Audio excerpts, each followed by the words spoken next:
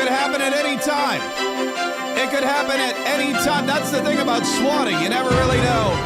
You never really know when it's going to happen, but it could happen at any moment.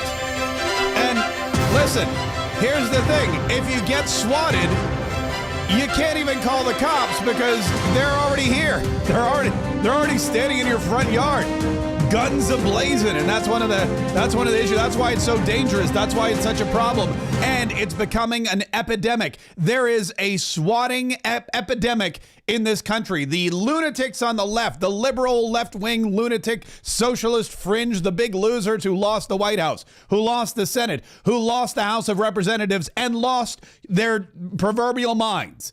They have all, well, whatever little bit of those minds they had left, they've all now totally gone on totally unhinged, and now they're attacking everything. They're attacking Teslas in the showroom. They're running down the streets, spitting on Tesla Cybertrucks as they roll through Manhattan. They're burning down the charging stations. Yesterday, a bunch of them went into Trump Tower, and they just sat down and started screaming and yelling like they typically do. And now they're swatting popular conservative influencers. And I have to tell you, listen, this is a warning to everybody. This is a warning, but I think we're up and running everywhere. I know we had some technical difficulties with our Rumble yesterday. If you're on Rumble right now, comment so that we can see you. If you're on Rumble right now, make sure that you're following. Make sure that you like. If you're on Rumble right now, just go into the comments and say, yes, Mark, we hear you and we see you and we're not glitching. Because yesterday we were a little glitchy. Not like John Fetterman glitchy, just regular glitchy. If you're on YouTube, definitely subscribe to this channel because, man, our YouTube following and influence, I have to say, is growing by the day, and it is growing enormously, and we're really excited about all of our new fans and friends on YouTube who watch us live, who follow our videos, who we even put up shorts on YouTube from time to time, which is really exciting. And then, of course, if you're listening to the podcast, you gotta subscribe to the podcast. We continue to climb up the charts there, too. I mean, it's really exciting to know that when we sit down here every single day, and by we I mean me, and I talk about everything and go over all of this stuff, and because I'm just sitting here all by my lonesome, right here. I'm at Patriot HQ. I'm right here at Mar-a-Lago, all alone. And I'm waiting every single day for that moment that we get to go live and talk about the trends and talk about the news and talk about the attacks that we're getting from all over. And it's nice to know that there's other people out there who are listening and who are enjoying. And from Mar-a-Lago to your home, to you, Alago, I'm really thrilled. I'm really thrilled and excited that we're growing so much. So thank you again for your support. But this whole thing with the swatting, I just want to, like, if I get swatted live during the show, because that's when it happens. There's 2 times that people get swatted. Either in the middle of the night, which is what was happening last night. There was like a swatting epidemic, and then or live when they're on the air. And those are the 2. So those are the danger zones for swatting. And last night or yesterday, there were multiple instances of swatting reported by several very prominent social media influencers, all of whom are on the left. Now, the first one that I realized was from Gunther Eagleman. Now, if you don't know Gunther Eagleman, he's definitely a follow. If you don't follow Gunther Eagleman, he's a guy that you want to follow. Gunther Eagleman, let me pull him up real quick. Gunther Eagleman on the X platform, because that's the one. If you're a conservative influencer of any kind, whether you're on YouTube, whether you're on the Facebook, whether you're on TikTok, it doesn't matter. You're starting. I mean, X is the place to be. So Gunther Eagleman, let me just see this. Let me find out where it started last night. And in fact, I'm just going to go right here. To the trending, because he's one of the one that posted. He was one of the very first ones I saw, and here he goes. The gloves are off. First off, my family is safe. My house was just swatted. Oh, there's a wordy dear. It's all good. Some ignorant person called in a fake hostage situation. Fortunately, I have good relations with law enforcement and extra patrols will be added. I don't tolerate threats and will find the culprit. This was their worst mistake. Now, for those of you that are unfamiliar with the process of swatting, basically what happens is if there's somebody you don't like let's say Let's say you're a crazed left-wing lunatic socialist who's totally unhinged because Donald Trump won the White House. The Congress is in full control of the Republican Party, and the only people that you're looking forward to for 2028 to make some kind of challenge are Kamala Harris, Tim Walz, and Pete Buttigieg. So you're going crazier and crazier by the day. Plus, you're watching stuff like CNN and The View, and they're enticing you to more violence. They're inspiring you to take matters into your own hands. You're watching all these idiots who are protesting and burning Teslas, and you're thinking to yourself, what can I do? Well, swatting is when somebody calls into a police department and they fake a report from the home of their victim. Like, so for example, Catturd, our good buddy Catturd has been swatted now 4 times. He was swatted again last night. And what happens is they'll call up and they'll say, oh my God, there's a hostage situation. Somebody is dead. I think it's going to be a murder-suicide. They're firing bullets into the air. Come quick. And all of a sudden what happens is they send in basically the SWAT team or the equivalent thereof. And they come in with their guns and they're kicking down doors and they're saying, open up. And it's the middle of the night. And in all the chaos, there is the potential that the police overreact or that the people in the home overreact. But when you have darkness and people who are asleep, and when you have when you have live ammo and all this other kind of stuff, you never know what's going to happen. And what could happen is somebody could get killed. That's why it's so dangerous. Plus, these are typically anonymous calls. And so the anonymous calls, usually they're untraceable, but sometimes they can find these people. And in the case of Catturd, they find all of them and they put them away.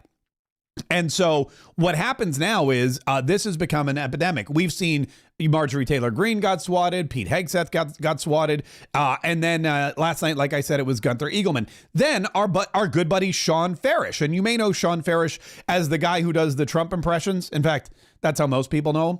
Well, he and his wife were swatted, and he, luckily for us, was able to pick up his phone and keep us posted about all of the activities. In fact, he tweeted something along the lines of, I'm being swatted right now. Let me see if I can pull that up. It was last night sometime. Here it is. Yeah. Okay. He's got a lot of stuff going on, but he posted an update with his wife because it was him and his wife. He was asleep apparently. Listen to this. This is what happened to him. Did just get swatted here in Tennessee. The officer said they received a phone call that somebody murdered somebody in the house and was planning a suicide by cop. So I received the call with that information. We cooperated with police. They were very nice. They were. They were actually very nice. Very, very nice. They were not aware that this was going on across the country. Was that, how did you feel about that? What was going through your head when you saw officers in the backyard with guns? I was shaking. I was terrified. I was the only one awake. He was asleep. Yeah. And they were just pointing their guns into the house. And I was very scared. I was very scared. And that's the point, and that's what these people are trying to do. They're trying to silence folks who are not afraid to speak their mind online. And you've seen it happen to so many other people across the country.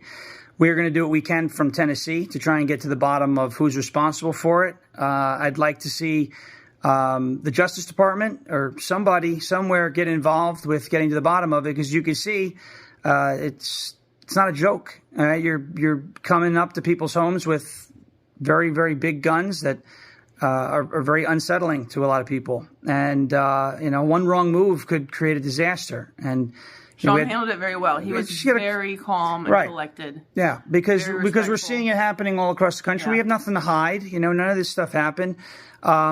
But the bottom line is that if the result was that the person or people who did this was that I was going to stop doing things, it's not going to happen. Mm-hmm. So, and that's basically, I guess, what they think, which is weird. It's a weird liberal way of thinking. It's like, if I swat somebody, they're going to just all of a sudden give up their entire life's work. I mean, Sean Farish, not only does he have a podcast, not only does he do this kind of, it's, here it is. It's the, what's it called? I always forget.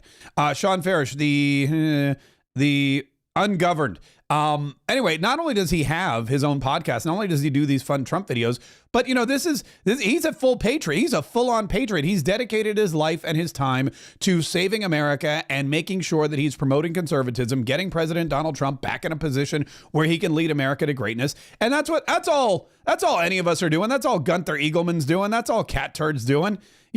We're just patriots. We're just out here trying to make a living and make America great again at the same time. And if somebody doesn't like it, tough noogies. There's a lot of idiots out there. I don't like what they do. I don't send the cops to their house. But like I said, this is becoming a real epidemic. Now, Kash Patel, the FBI director, because a lot of people are like, yo, is the FBI director going to chime in on this? What's going to happen? This is a serious issue. Well, Kash Patel this morning actually wrote, I want to address the alarming rise in swatting incidents targeting media figures. The FBI is aware of this dangerous trend, and my team and I are already taking action to investigate and hold those responsible accountable.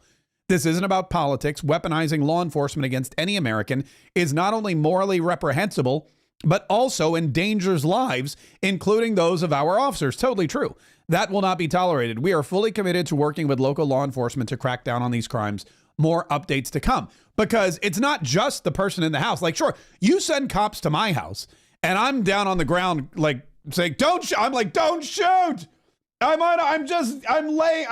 shoot. Come in, take whatever you want. That's my reaction.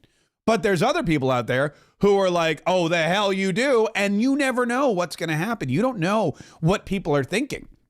There's so many things there's so many negative consequences that could happen with any of these things. Now, my recommendation to you, of course, would always be when the police come to your house with guns ablazing, would be to lay down and start whimpering and crying, don't shoot, don't shoot. I think that's what you're supposed to do. I think that's in the conservative influencer's handbook. I think that's what they say to do, is just lay down on the ground and whimper and don't shoot. Actually, there's this guy, his name is Sean Hendricks. And Sean Hendricks, data Republican media and security contact, former Mr. Beast talent, Operation Shelter co-founder.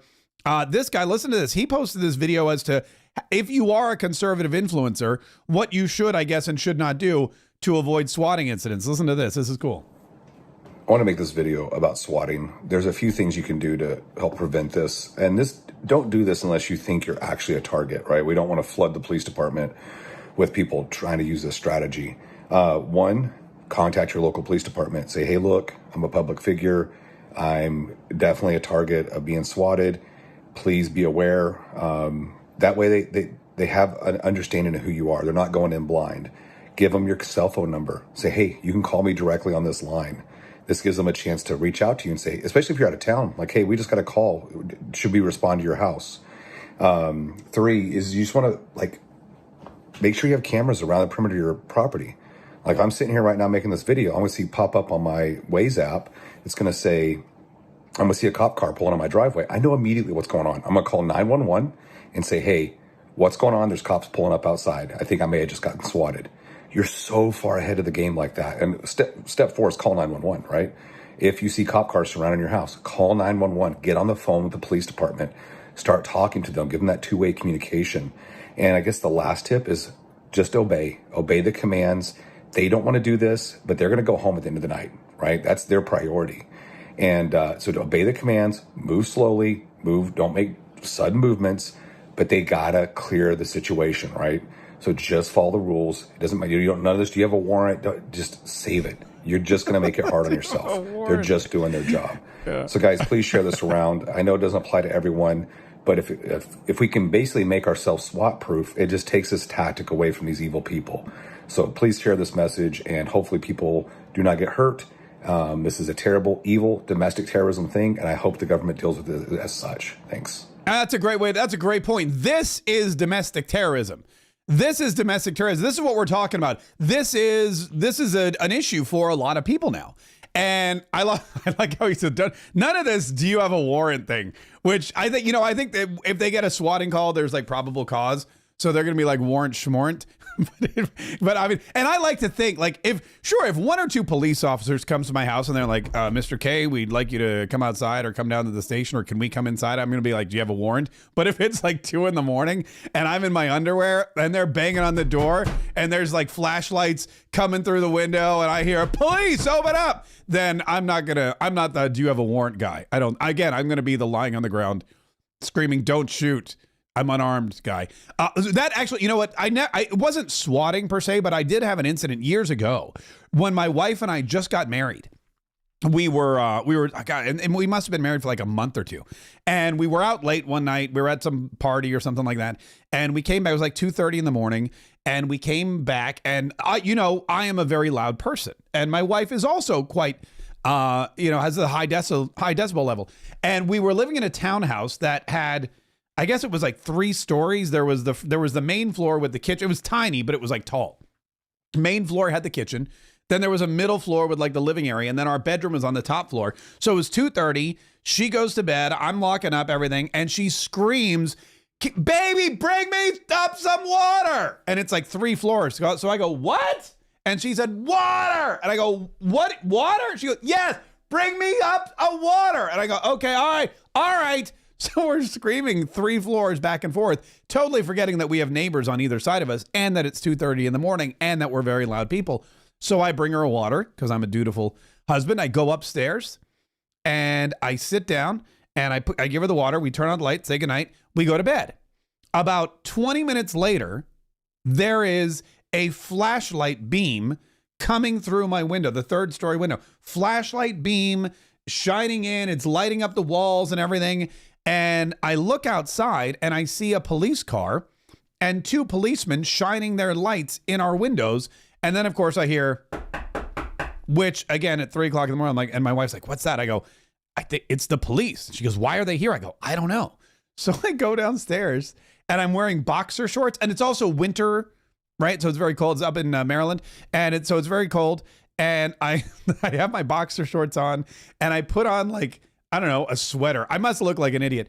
And I open the door. I go, hello. And they go, hi, we got a report of a domestic disturbance. And I said, oh, there's no domestic disturbance here. And they said, is there a woman here? And I said, yes, my wife. She's in bed. And they go, the neighbors called, said there was a lot of yelling and fighting. And I said, oh no, she just wanted water. She just wanted water. And I brought it to her and everything's okay. And these 2 guys they kind of like looked at me and they go, this guy's not a threat. And they go, all right, thank you. And they left. And I closed the door and I went back upstairs. My wife goes, what happened? And I said, oh, they got a domestic disturbance call. One of our neighbors called the cops on us because apparently we were being too loud and they thought I was, I don't know, arguing with you or beating you up or something like that. And my wife said, what'd you tell the cops? I said, I told them you were fine. And she goes, and they didn't check? Like, they didn't want to see that I was fine? They just took your word for it? And I go, I mean, look at me. I'm in my boxer shorts and like a cardigan sweater. Clearly they looked at me and they thought, this guy, he couldn't hurt a fly. But anyway, that's what's happening. These swatting incidents are, they're becoming an epidemic. And Catturd he was also swatted last night, but Catturd pointed out that in his instance, because he's been swatted so many times, he's now buddy with all the police. And he said this last time they sent 1 cop to my house and we had a lovely conversation and that was it. And then he went on his merry way because the cops know. Just like this guy said, get to know the police, give them your cell phone number, let them know exactly what's going on. Let them know exactly where you are and what's happening. And he said, that's exactly what happens in this situation. The cops know me. I know the cops. And so we are now on this. Here he goes. I was just swatted again for the 4th time. As I tweeted earlier, I live in the middle of nowhere and know all of the cops here because of the past swattings. They knew what it was immediately and just called me and sent the officer who I just had a great conversation with, really nice guy. I have the number they called from and we'll turn all this over to the FBI today. My last 2 swatters are sitting in prison right now. This new one will be joining them soon. Oh yeah, never shutting up. This doesn't faze me one bit. So I took everybody's advice. I know the sheriff in my town. We have a great sheriff in my county and I know him. So I went ahead and I texted him. I was like, hey, FYI, remember, I am a public figure of the conservative variety. So if anybody calls from my house, just, hit me up with a quick text or call me on my cell. Let me know you guys are coming over so I can, get dressed and maybe get some snacks or something, get some snacks ready, something. I don't know, something like that. Because we all know what happens.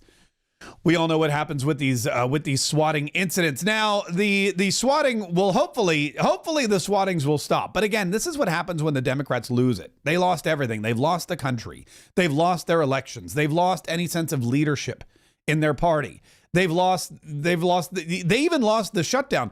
This whole shutdown thing, man, Chuck Schumer, this guy folded like a cheap card table. Man, that was fast. We all knew that the Democrats were going to lose this battle. I'll be honest with you, I did not know how quickly they were going to lose this battle. We all knew that they weren't going to be able to win. I didn't know how quickly this thing was going to fold. Now, you may remember Chuck Schumer yesterday. Let me pull up yesterday's Chuck Schumer. It's amazing what a difference a day makes. This was Chuck Schumer talking about first of all, this was Chuck Schumer 6 months ago, you may remember, when we were looking at the last government shutdown that the Republicans might or might not have caused. If the government shuts down, it will be average Americans who suffer most. A government shutdown means seniors who rely on Social Security could be thrown into chaos as the Social Security Administration limits certain services like benefit verifications or fixing errors in payments.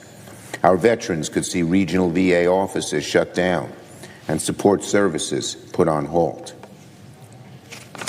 Some of our military service members could be forced to work without pay.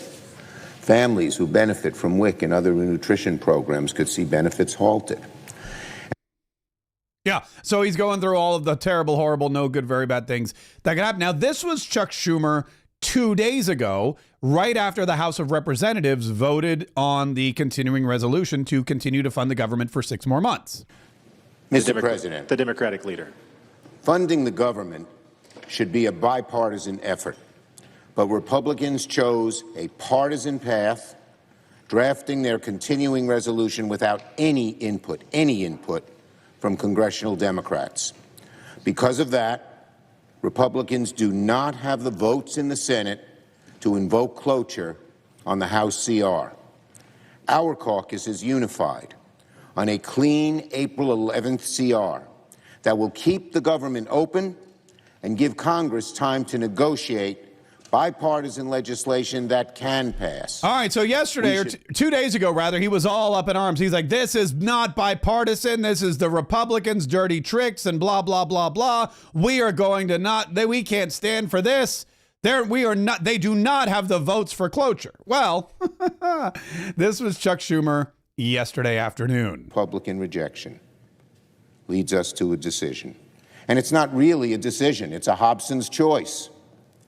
Either proceed with the bill before us or risk Donald Trump throwing America into the chaos of a shutdown. This, in my view, is no choice at all. While the CR bill is very bad, the potential for a shutdown has consequences for America that are much, much worse. For sure, the Republican bill is a terrible option. It is not a clean CR. It is deeply partisan. It doesn't address far too many of this country's needs. But I believe allowing Donald Trump to take even much more power via a government shutdown is a far worse option.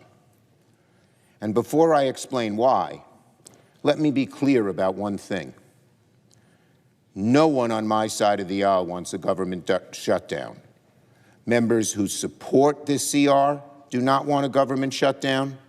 Members who oppose this CR do not want a government shutdown. Let me correct you there. If they oppose the CR, the government's going to shut down. So they would be then in favor of the government shutdown because in their minds, it's not a Hobson's choice, which, by the way, a Hobson's choice is, I haven't heard that phrase in like years. A Hobson's choice is just basically it's no choice at all. You either get the free thing or you get nothing. And you're like, all right, well, I'll take this thing. Okay, great. Good choice.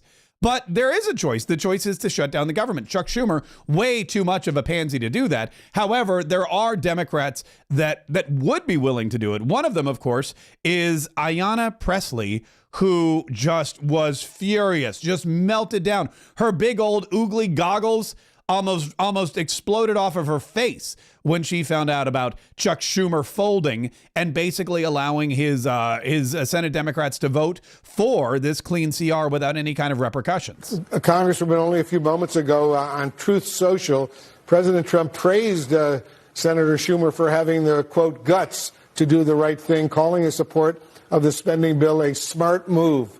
How will that sit, you think, with House Democrats? Well, again, I don't think we should be moving in any way to elicit praise from Donald Trump, who has no respect for Congress and the power of the purse, who is by the hour rolling out proposals and executive actions that are lawless and that are callous. We do not want to be praised by Donald Trump. This is a hostile government takeover. He is a dictator. And what do you meet a dictator with? Defiance. The Democrats can't only be the adults in the room. We have to be the fighters, too. And that is the message that we are hearing every day from our constituents and what they want to see from us in this moment. We have to be exhaustive in leveraging every tool available in their defense. As you know, some Democrats have actually privately... So there you go. There she is saying, we need to do this, we need to do that. You can't really do anything at this moment because you don't have the power. And that is something that Chuck Schumer is furious about. In fact, even though he folded, Chuck Schumer, you can tell, is still angry because he let fly with a negative term to refer to his his Republican colleagues. To have the conflict on the best ground we have summed up in a sentence that they're making the middle class pay for tax cuts for billionaires. It's much, much better not to be in the middle of a shutdown, which would divert people from the number one issue we have against these bastards, these people, which is not only all these cuts, but they're ruining democracy. Talk about being bipartisan. Talk about working across the aisle. Nothing like calling the people on the other side of the Congress bastards. That's a great way to bring everybody together. But look, Chuck Schumer knows that he's been outplayed. He's been outplayed by Donald Trump. He's been outplayed by the Republicans. And he's actually not that upset about it because this is basically the budget that he negotiated last year. And it's just continuing.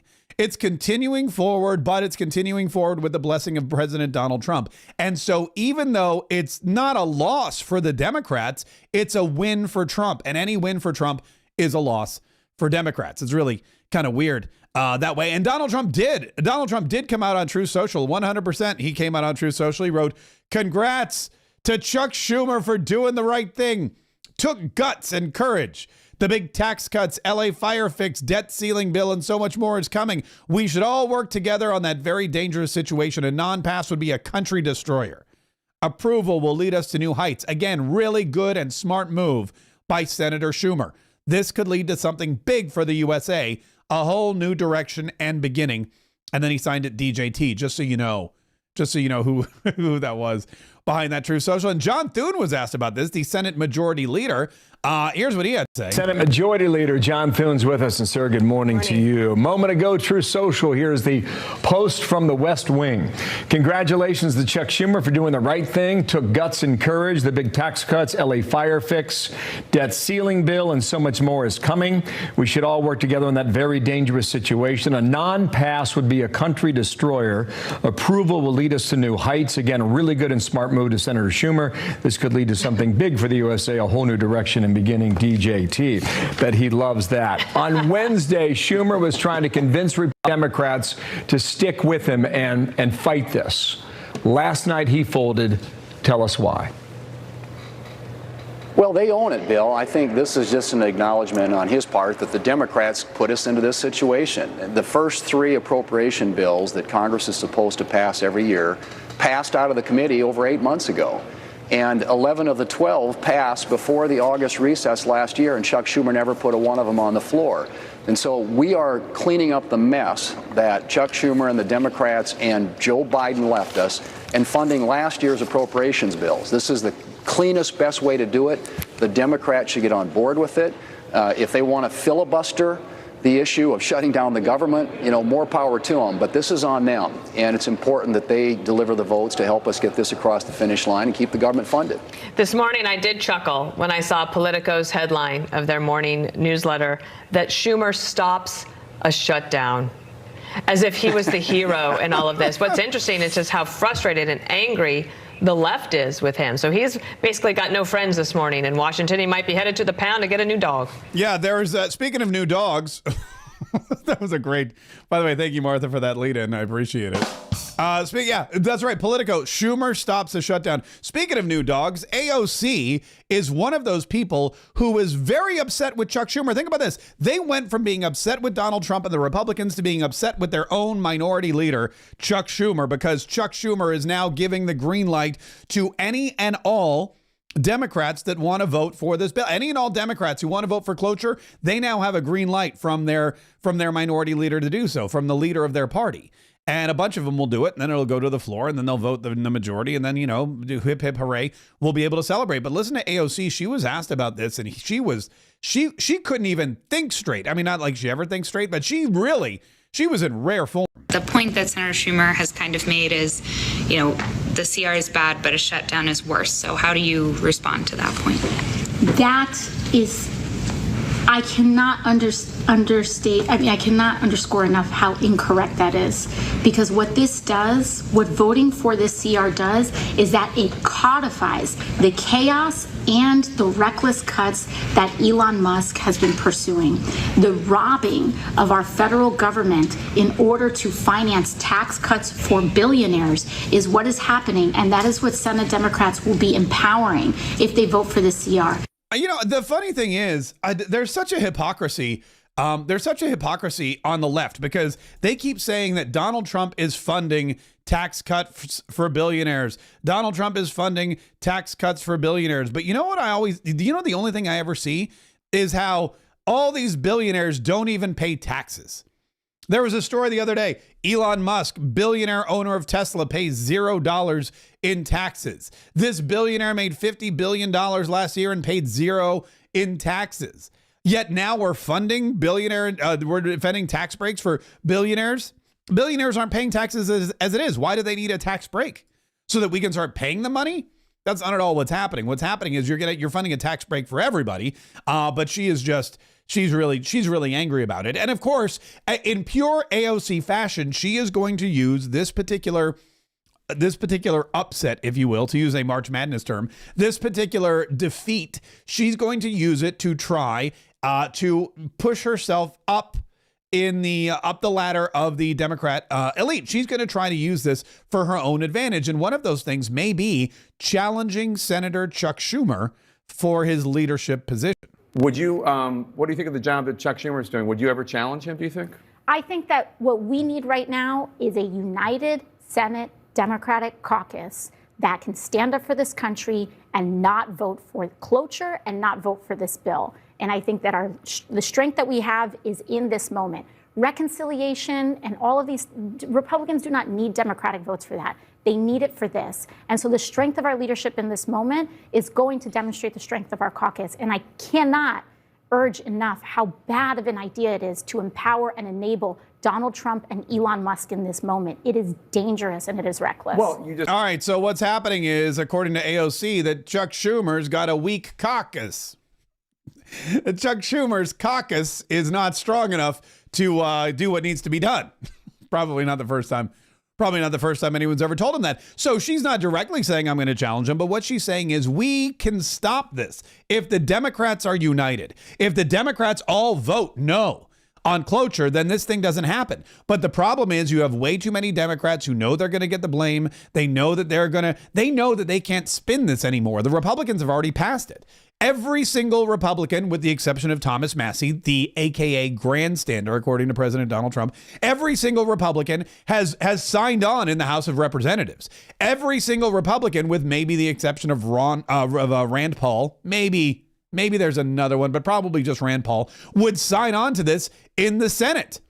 And that means that the only people blocking it, the only people getting in the way of it, would be the Democrats. And if every Republican, with the exception of 2, is voting for something, and every Democrat, with the exception of 0, is not, then you have to put the blame squarely on the Democrats. Chuck Schumer knows this. AOC does not.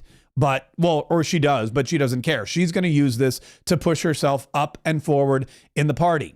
She's going to continue to climb that liberal ladder up all the way to the tippity top because she comes from a staunch Democratic, and this is the way leadership works. Look, we've talked about this all the time with term limits. You know, I'm always harping on about term limits this, term limits that. I look at all these people that have been in the Congress for I look at my own district and I look at John Rutherford and go, God, when is this guy leaving? And apparently not soon enough. So we're going to do something about that in 2026. But the fact of the matter is term limits are really important because what happens is, this is the other thing that we don't often mention, the people that last in these congressional positions of power or last long enough in Congress or the Senate to get into these positions of power are these people from these one-sided red and blue districts.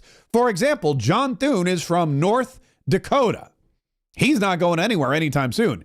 John Thune is from a red state. He's from a red, it is about as red as you can get. I think there's only one state redder than North Dakota, and that's Oklahoma.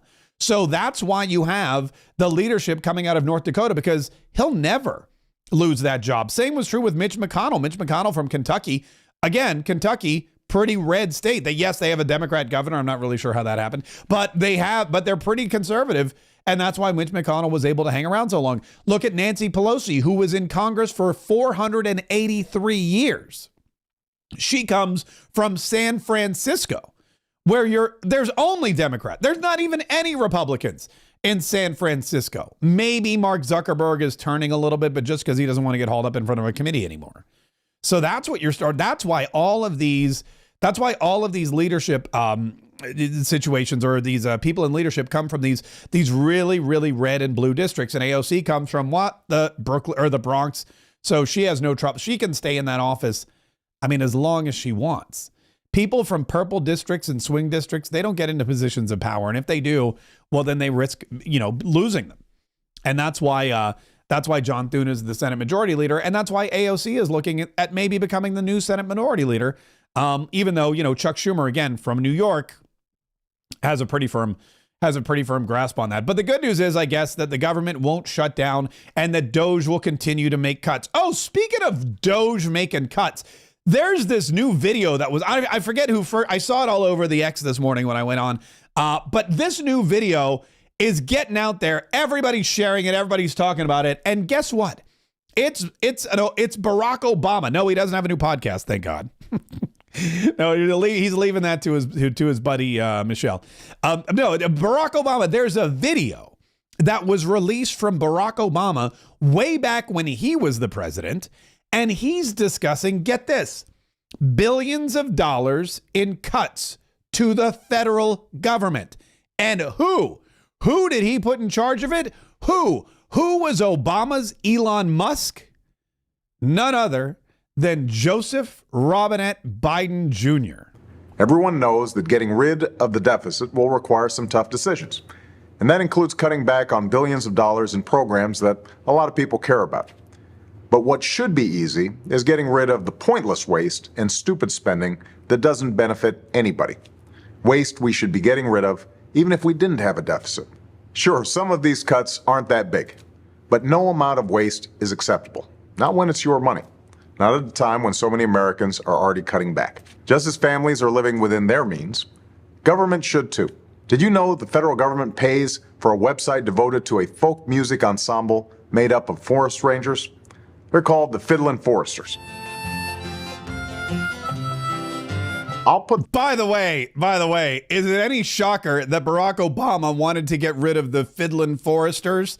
4 or 5 white people playing banjo music? I'm just saying. Music on my iPod, but I'm not paying for their website. And there are hundreds of similar sites that we should consolidate or just get rid of. By the way, you're not only paying for websites no one needs, you're paying for thousands of buildings all across the country no one uses. For the last decade, the government's owned a massive and completely empty warehouse in the middle of Brooklyn, for example.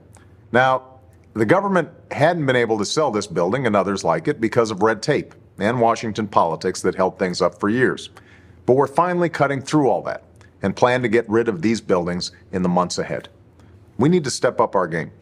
We need to go after every dime. We need to make government work for you.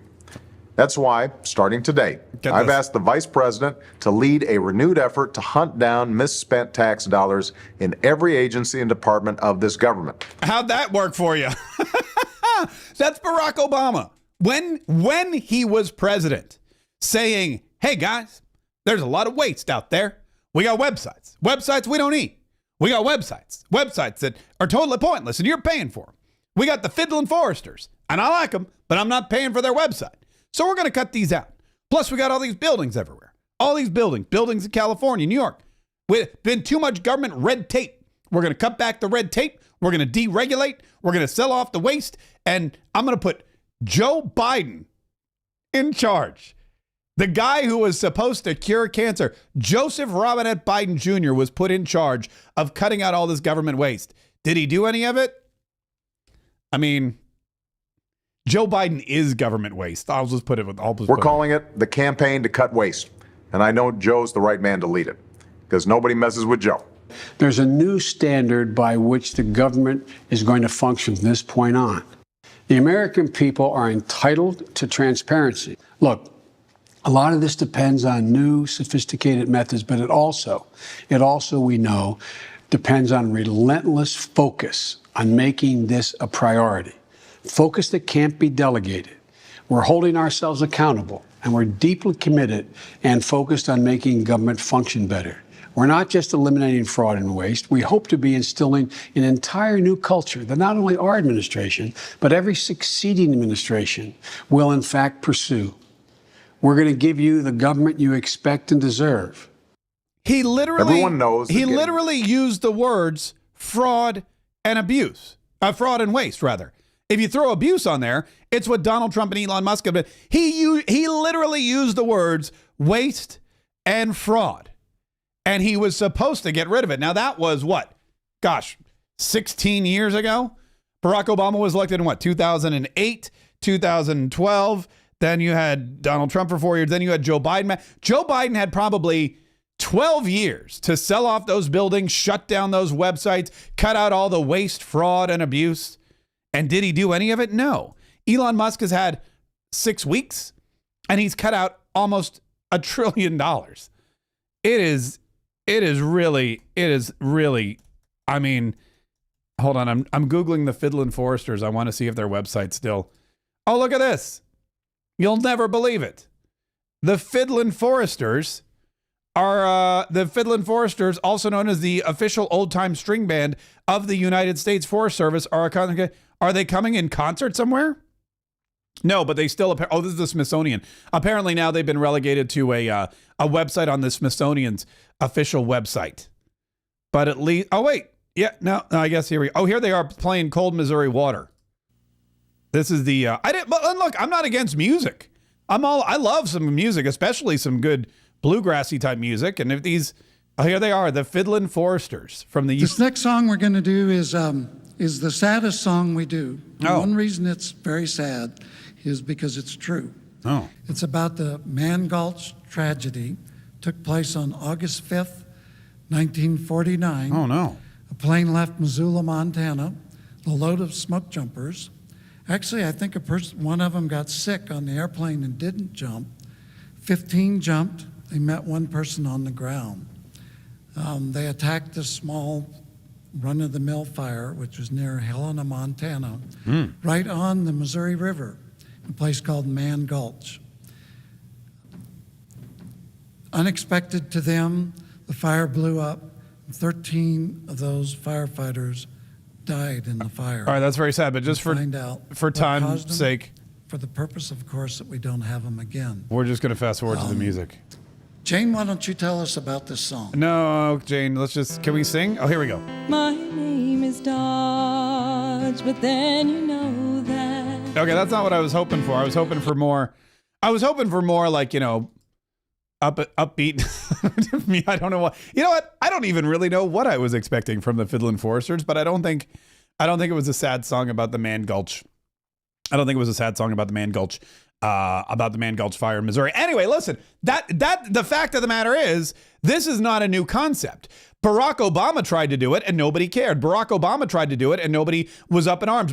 Joe Biden was the Elon Musk of Barack Obama's presidency, and Joe Biden was put in charge of shutting down buildings, cutting down websites or taking down websites, firing people. I'm sure was involved in all of that. Billions of dollars of waste that the Obama Doge was supposed to get rid of, and that Obama's Elon, Joe Biden, was supposed to get rid of. And interestingly enough, I don't remember when this happened, if anybody went around and started burning down Jenny's ice cream stores because they were mad about Joe Biden cutting waste. I don't think anybody was swatting any Democrat, talk show hosts or Congress people back then when this was happening. I don't think there was any kind of, nobody went to Joe Biden's house and burst into his foyer and sat down and started chanting ridiculous things because they were mad about any of these cuts. I don't think anybody even knew what was happening. And if they did, they didn't seem to care about it because, of course, Democrats can do whatever they want. It's only when conservatives say they're going to do something, that's when the you-know-what hits the you-know-what. And that is why J.D. Vance got booed, by the way. Speaking of the Kennedy Center, speaking of music, he went out to go see the symphony yesterday. What kind of symphony goers boo somebody? I mean, this is not a sporting event. This is the symphony. You're telling me that the liberals in D.C. are so hell-bent and so angry and so deranged that they go to see the symphony, some wonderful classical music performed live, and the vice president walks in and they turn around and boo him? Oh, sorry, there's some wordy dirts. Kill that light!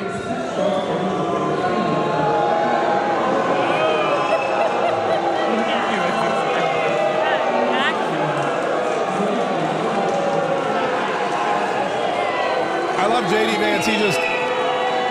J.D. Vance, by the way, takes it in stride. He just points. He just waves. He's just like, hi, everybody. How you doing? Also, are there no conservatives in Washington, D.C. at all? Are there no conservatives that go to the symphony? Are you trying to... I go to the symphony here in Jacksonville. I take my kids. It's great. It's a fantastic time. The music's great. There's wine, all kinds of great things. Are you telling me that there's not one conservative in Washington, D.C. that goes to the symphony, sees J.D. Vance walk in and go, yo, J.D., keep it up. Whoa. No, that doesn't happen. It's all just boos and hisses and angry, deranged Democrats. That's another reason. For me to run for Congress, because clearly there's not enough Republicans in D.C. Even though we have the majority in the House, even though we have the majority in the Senate, even though we have the majority in the White House, still, we apparently don't have enough. We don't have the majority at the symphony at the Kennedy Center. And yes, I know they're mad because Hamilton canceled. I get it. They're mad because Donald Trump fired everybody on the board, put Laura Ingraham and Maria Bartiromo on, made himself the chief of everything. Hamilton canceled, and now these people are mad at J.D. Vance. I get it. J.D. Vance doesn't seem to care. And you know what? And I'm happy to see J.D. Vance taking in some culture. That guy works hard. That guy has gone to Europe and called them all cowardly communists to their face. That guy came back home and he stood up to Keir Starmer, the Prime Minister of Great Britain, and then he picked a fight with Vladimir Zelensky, which led to a ceasefire agreement, I'd like to point out. And he deserves he deserves to go out with his wife on a nice date night. Him and his wife, 2 Secret Service agents behind them, and enjoy some music. And that guy shouldn't have to get booed. But that's the Democrat Party for you. They swat conservatives, they burn down Teslas, and they boo the vice president at the symphony. God, I'm so glad that God made me a Republican. I'm so glad that God gave me the common sense necessary to see the truth, to see what it means to be it's just, you know what? There's a lot of things I'm not, okay? I'm not a billionaire yet. Working on it. Not there yet. I'm not, the tallest, most muscular man in the world. I have no hair anywhere. I have eyebrows. That's about it. But I, thank God, do not have a liberal bone in my body. And that is something that is enough for me to live and die a very, very happy man. Hey, speaking of living and dying happy, there's a very exciting sale going on with one of our sponsors, CBD Distillery. And I have to tell you, this is amazing. In fact, I'm going to show you everything's on sale. Hold on, let me just show you this. Everything is on sale. Where is it? Where's the sale? Wait, that's not it. There we go. Look at this. Everything at the CBD Distillery is on sale. It's a 50% off sale. And all you have to do is use the code word Rumble. This is all because, Rumble is growing by leaps and bounds. It is one of the largest and most popular and most effective conservative platforms there is. But whatever you need, whatever you want, whatever you're interested in, we have, they sent a CBD balm for soothing relief. And this is from CBD Distillery. And let me just show you this. This is really cool because it's like for aches and pains. And what it does is it uses all natural substances to relieve your aches and pains. So if you suffer from aches and pains, I'm telling you, this is the way to go. Plus, with this 50% off everything on the website, I mean, forget about it. It's the VIP sale and it's for a few days only. Save up to 50% on everything with code Rumble. If you need better sleep, less stress, and pain relief after exercise, you need CBD Distillery. They've got plant-based solutions for everything, stress, mood, focus. It's all made with high-quality, clean ingredients. They even have CBD for pets. If your pets are high-strung, if you got doodles like I do and they're running around like crazy, then you should check it out. Visit cbddistillery.com and enter code RUMBLE, and you'll save 50% on everything. That's cbddistillery.com and enter code RUMBLE, RUMBLE, to save 50% off everything. That is a limited time. This stuff's great, by the way, too. I don't have a lot of aches and pains, but you just rub this stuff on there and it's all natural. And it's called Ooh, which I love because ooh, it feels good. And the smell, by the way, sometimes these things don't smell. Look at this. Well, hold on. Oh my God, that smells. You can't smell. I don't know why I'm holding it up to the camera, but it smells really great. cbddistillery.com. I put a link in the description of this video. Just remember, use coupon code RUMBLE at checkout so that you can take advantage of the 50% off VIP sale while it lasts. You can thank me for it later. Listen, there's a lot of stuff going on today, And Donald Trump, he has taken this tariff fight to the mattresses. He has not given up. He's not bending. In fact, he said he was asked by a reporter yesterday when he was talking to Mark Rutte, who is the executive director, not the executive director, the director of NATO. And he was at the White House and they were chilling. And what happened was Donald Trump was asked about Canada and the tariffs. And he was like, he was tripling down. He said, look, they can keep these tariffs on all they want. We are going to win this fight and we are not going to bend. Look, we've been ripped off for years and we're not going to be ripped off anymore. No, I'm not going to bend at all on aluminum or steel or cars. We're not going to bend. We've been ripped off as a country for many, many years. We've been subjected to costs that we shouldn't be subjected to. In the case of Canada, we're spending $200 billion a year to subsidize Canada. I love Canada. I love the people of Canada. I have many friends in Canada. The great one, Wayne Gretzky, the great. Hey, how good is Wayne Gretzky? He's the great one. But we have, I know many people from Canada that are good friends of mine. But, the United States can't subsidize a country for $200 billion a year. We don't need their cars. We don't need their energy. We don't need their lumber. We don't need anything that they give. We do it because we want to be helpful. But it comes a point when you just can't do that. You have to run your own country. And to be honest with you, Canada only works as a state. We don't need anything they have. As a state, it would be one of the great states anyway. This would be the most incredible country visually. If you look at a map, they drew an artificial line right through it between Canada and the U.S. Just a straight artificial line. Somebody did it a long time ago, many, many decades ago, and makes no sense. It's so perfect as a great and cherished state. Keeping O Canada, the national anthem. I love it. I think it's great. Keep it. But it'll be for the state, one of our greatest states. Maybe our greatest state. But Why should we subsidize another country for $200 billion? It costs us $200 billion a year. And again, we don't need their lumber. We don't need their energy. We have more than they do. We don't need anything. We don't need their cars. I'd much rather make the cars here. And there's not a thing that we need. Now, there'll be a little disruption, but it won't be very long. But they need us. We really don't need them. And we have to do this. We have to do it. They need us. We don't need them. It's something Donald Trump has reiterated over and over again. And he said, we will win. We will win this fight. We will win. We have more Americans. We have more money.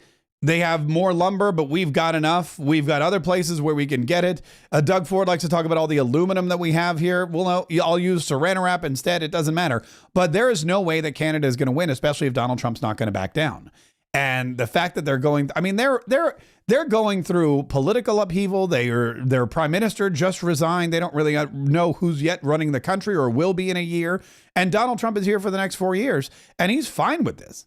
He's fine with boosting the American auto industry. He's fine with boosting the American lumber industry and the steel industry. And he knows that Canada is subsidized. He's right about that to the tune of $200 billion. And they can't just cut that off. Their country will implode. And it's a big bluff by Canada, and Donald Trump is not going to back down. I'm not a fan, by the way. There was a guy at this.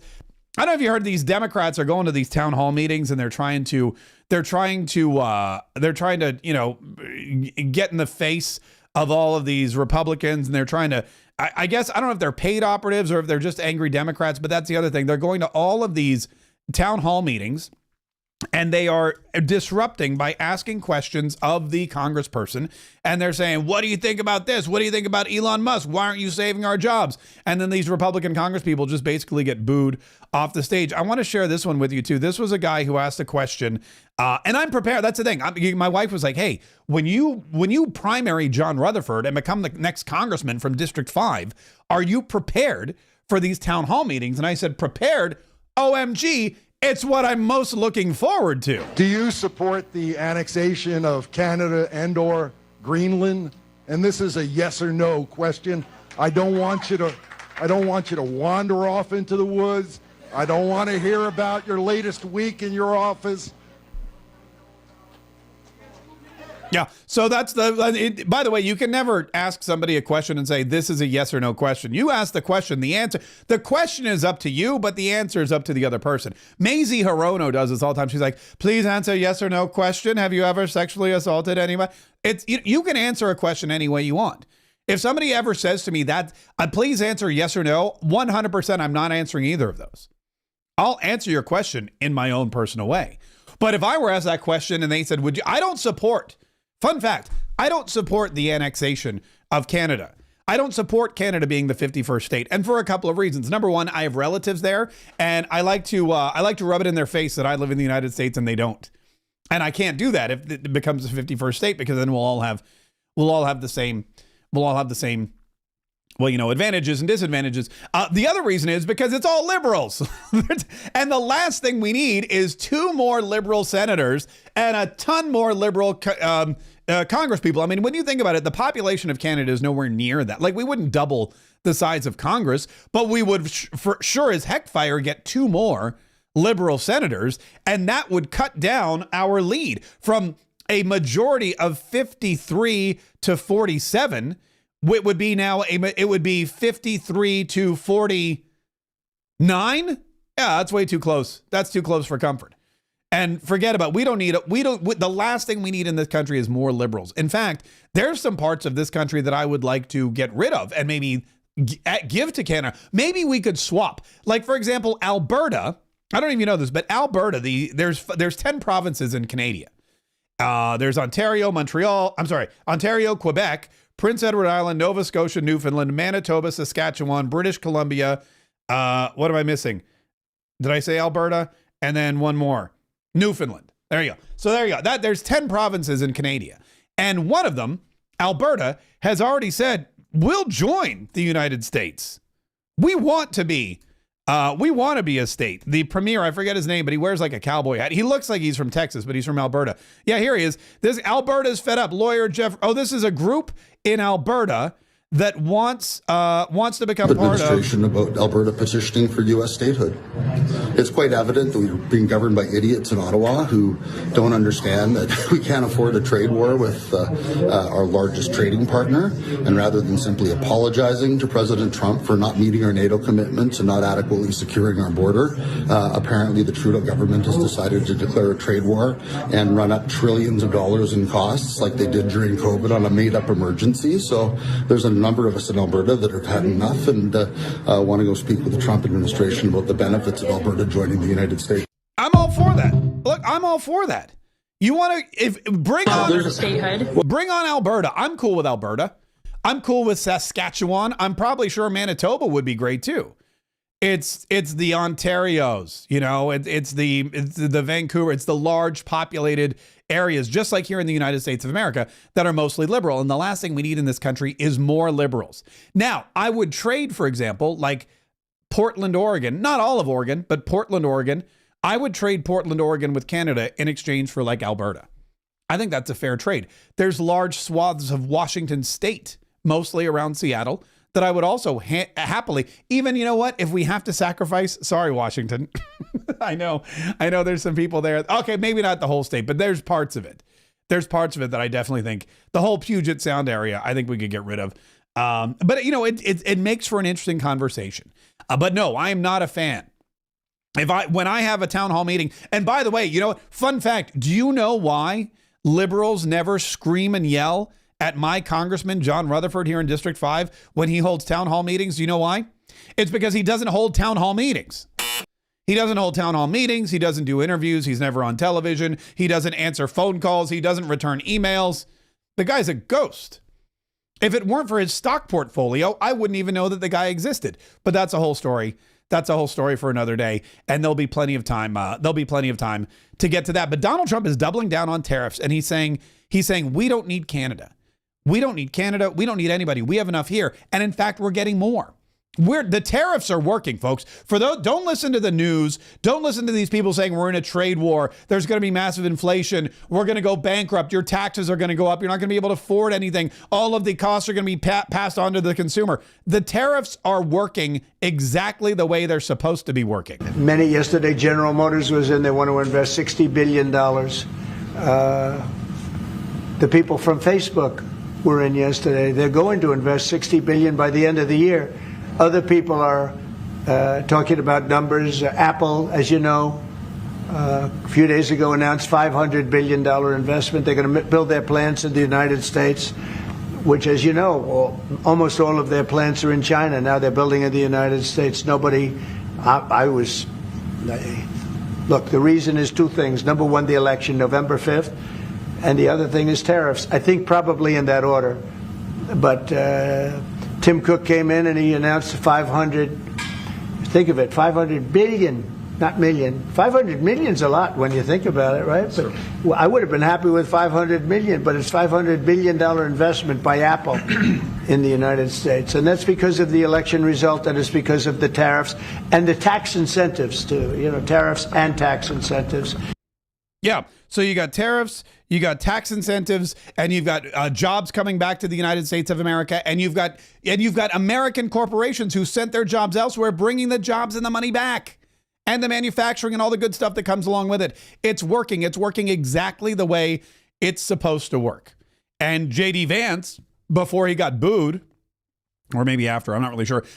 Before he got booed at the Symphony, sat down with Laura Ingraham and said, this is exactly what Donald Trump was planning. This is exactly what Donald Trump said he was going to do. And it's working out perfectly. First of all, I think the president's been very clear. He wants to impose tariffs on foreign importers because he wants to bring investment and jobs back to the United States of America. So what I'd say to those business leaders is I think the president has actually been quite clear about what he wants to accomplish.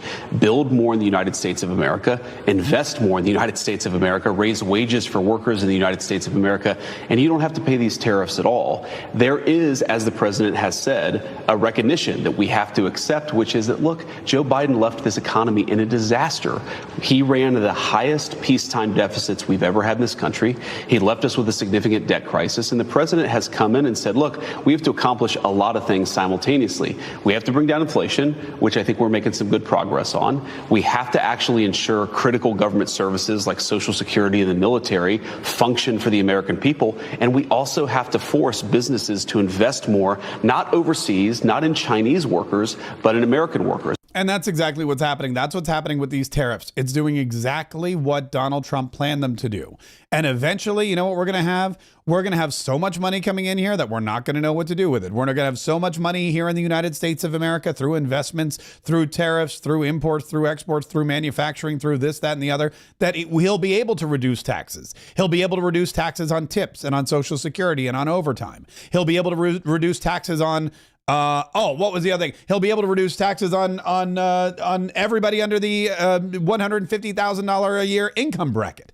And eventually, hopefully, good Lord willing, he'll be able to get rid of taxes altogether. And whether it's through external revenue or a consumption tax or some kind of combination of both, we can be a country where we can make money, we can keep money, we can invest money, and we'll all have way more money to spend on ourselves, our families, and our future. And that's all. That's the goal. A stable economy, a strong economy, and more money flowing around this joint than anyone's seen in a very long time. Which reminds me, by the way, coming up this Wednesday, we've done a couple of these so far, and both of them have been amazing. And the response we're getting to these things is incredible. Every Wednesday now at 8 p.m., I've been holding a brand new masterclass where I teach you how to make $1 for every follower you have. Social media, I don't know if you know this, but social media, everybody has a social media account and everybody uses social media to their benefit. And if you don't believe me, the Border Patrol, okay? The United States Border Patrol. Now, I want you to understand this. The United States Border Patrol does not sell. And I don't think they sell T-shirts or hats. They may. I don't think they do. They're not a Border Patrol for hire. They're not like, we're the Border Patrol. Come hire us and we'll patrol your border. That's not what they are. They are the United States Border Patrol. And they are using social media to, promote themselves. And you may be wondering, why is that?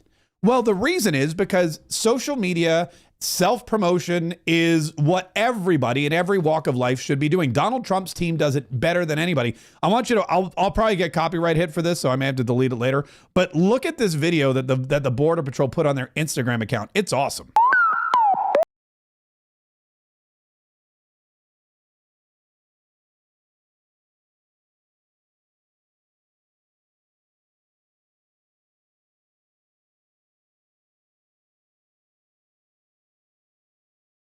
That was it, but how great was that? Was amazing. I love that video. I watched it like 92 times, and I followed the Border Patrol on Instagram. Why? Because the Border Patrol is all about, that's what's called branding. And what they're trying to do is they're trying to tell you, look, we're the Border Patrol. Donald Trump put us here. We're out in force. We are keeping the border safe. If you watch the video, there's literally no illegal immigrants coming across. So they're trying to say visually, we're doing what we want, what we're supposed to be doing. You can do the same thing, by the way, and I teach you how. And you can also earn money. Make $1 for every follower you have. I'll give you my $1 for every follower social sales system that prints money every single time I post. I mean, look, I'm on social media because I love it, but also it's how I earn a living. And I can teach you how to do the exact same thing. The masterclass is only $17 to attend. It's 1 hour, and I go through all of these fantastic things. How to make $1 for every follower you have. How to create cash flow content that your audience actually enjoys. How to do this over and over again with a blueprint to profit. And then, of course, we do the live content audits, which are just the best part. I mean, this is just the best part of anyone's day. But if you go to dollarsforfollowers.com right now, or if you click on the link in the description there, here's the order form. It's really simple. Just your name, address, and phone number. Click the button, get registered. It's going to happen again on Wednesday, but you don't want to wait, because what happens is with our content audits, we find out that we have, we usually have time for about 8 to 10. We usually have time for about 8 to 10 content audits before we have to wrap things up. And we have about 50 people in each one of these classes. So The first 8 to 10 people get to go live with me. I'll look at your stuff. I'll give you a little rundown of how I think maybe you could improve it or get it to go more viral or make more sales or whatever you want to do. But again, usually about the first 8 to 10 people get in on that. And then everyone else just gets to watch. So whichever, but I would definitely go to dollarsforfollowers.com. It's Wednesday, March 19th at 8 p.m. If you don't have any plans, click the link in the description of this video and make sure you join us because it's awesome. Also, you'll get immediate access to our VIP Facebook group, and I'll be in there starting today with some cool stuff and some tidbits on how you can up your game, your social media game. So definitely check that out. Go to dollarsforfollowers.com. In the meantime, don't forget to subscribe. Subscribe on YouTube. Subscribe on Rumble. Hit that thumb up button on Rumble. Make sure that you're getting the podcast.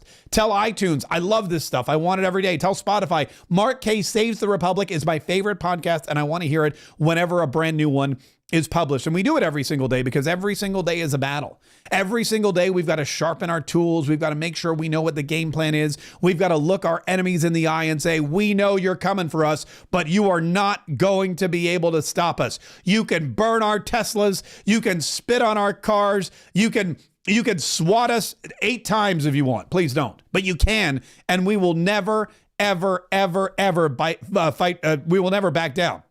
Pardon me. We will continue to fight. We will fight every single day. We'll fight at the ballot box. We'll fight on the street corner. We'll fight online. I'll fight anywhere. I'll scream and yell at you wherever you want. I'll come to your town hall and I'll ask you stupid questions and get thrown out by the police because that's what we do. Because we love this country. We love the United States of America. We love our conservative values and we want to protect them, not just for ourselves, but for our posterity. And we will fight. We will fight to protect them. We will fight every single day so that we can save the Republic. Dollarsforfollowers.com. Seriously, if you have a social media account and a job, you can benefit from this. Make sure you get in dollarsforfollowers.com. Have a great weekend, and I will see you